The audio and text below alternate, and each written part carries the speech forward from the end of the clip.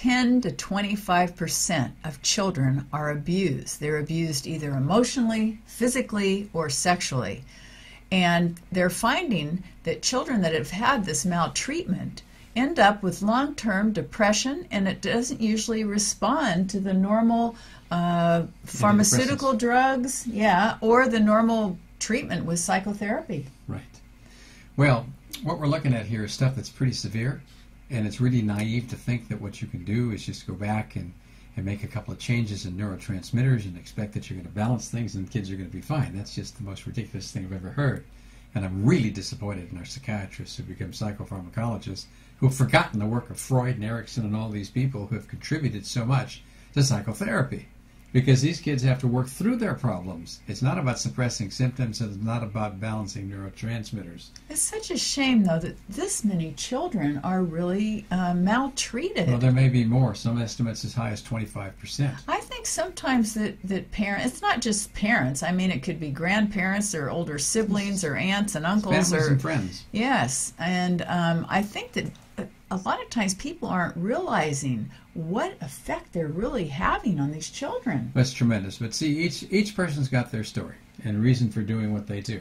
And you can be sympathetic, but when you look at the essence of what's happened to the poor kid, it's not right. It's not okay. Because the kid is being damaged in a way where there's long-term disability that's psychiatric that goes on for sometimes a lifetime. I think this is one of the reasons why we have so many problems, like with eating disorders and cutting and drugs and kids getting drunk and getting into mischief. Well, look at it this way. If you're a kid and you don't have the tools to deal with any of this kind of abuse, you're going to repress that information because you can't deal with it. You have no tools. And you go along with the program. You have no choice. You end up being a bully. Well, you do all kinds of things. Well, who knows what you'll do. But you'll do anything to try and make those problems go away. But you'll do that unsuccessfully unless you resolve it. And a lot of the time, that's what causes post-traumatic stress syndrome. You don't have to be a soldier, okay, in a war and watch somebody getting all blown up from some kind of war trauma to have post-traumatic stress. This is post-traumatic stress just means that after the event, you still got a lot of events and triggers that make you relive some of that stuff, even at an unconscious level. You know, the other thing that I think that this is one of the things that can be misdiagnosed for ADD or ADHD, that many times they'll tell kids that this is what they have. I mean, this has gotten out of hand. We've got a lot of people who are starting to turn to psychopharmacology. I mean, look at this Dr. Joe Biederman, okay, the guy from Harvard a few years ago that was trying to convince the medical profession and parents that their kids actually had bipolar disease and not ADD and ADHD. Now, I think it's outrageous enough that 5 or 10% of our kids are thought to have ADD or ADHD. And let's get real. A lot of this is PTSD. It's post-traumatic stress. They've been abused. That's why they can't focus and why they can't concentrate. Exactly. That's a normal response. There's nothing wrong with those kids. What's wrong is what was done to them. And we need to be there for them to listen and care and help them work through their problems. And then there's somatic psychotherapy that might be helpful, huh? That's an interesting tool. And a lot of the time what I'll do when I see people who come to me that are in their 30s, 40s, 50s, or even 80s who've been through a whole lifetime of the effects of abuse, and they've been to the psychologist, they've done the psychotherapy, they know everything about what's wrong, but so what? They're still stuck in their heads.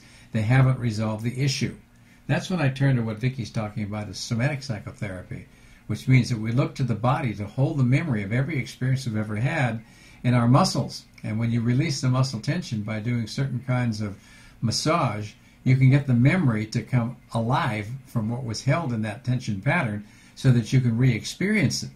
And when you get to that place where you can re-experience it and process it slowly and realize that the old trauma that was terrifying to a kid, where the experience was horrible because they didn't have the tools, that's different than when you're an adult, because the kinds of abuse we take as an adult we're never going to tolerate or accept when we're older. So then we have the tools to deal with things, and what the therapist should do, no matter what kind of work they're doing, is help them work through it and realize that those old fears are understandable, but they're impotent. And I think that also that you don't just store all of this trauma in your muscles. I think you can store it in your organs, in It's every everywhere. place in your body. It's every Because part I of think you. that a lot of the stress is what causes dis-ease. Absolutely. When you look at physical disease as the body's way of expressing psychospiritual dysfunction, that's a mouthful. And it's really telling you that the body is a reflector of what happens at the deeper psychospiritual level. And it will manifest symptoms to help you move along your emotional and spiritual path so you can learn about these things. That's what our psychotherapists, that's what our psychiatrists should be focusing on, not drugs. We don't have a Prozac deficiency or any other kind of drug deficiency in our body, and it may balance our neurotransmitters and take care of our symptoms, but it never takes care of the underlying problem. It may from time to time do something that will help us to function better, but it's only a temporary tool that you might want to consider from time to time, hardly the solution. Also, instead of the traditional therapies that are in medicine with the psychiatrist and so forth, I think that there are a lot of things that complementary alternative medicine offers. Everything from acupuncture to hypnotherapy to Rosen method to Reiki to the list goes on of all the things that could be helpful to assist people in getting through this disorder. We need all the help we can get. If it was easy and there was one particular approach that worked, we'd have this thing solved. So we need to look to one another. We need to look beyond where our discipline stops.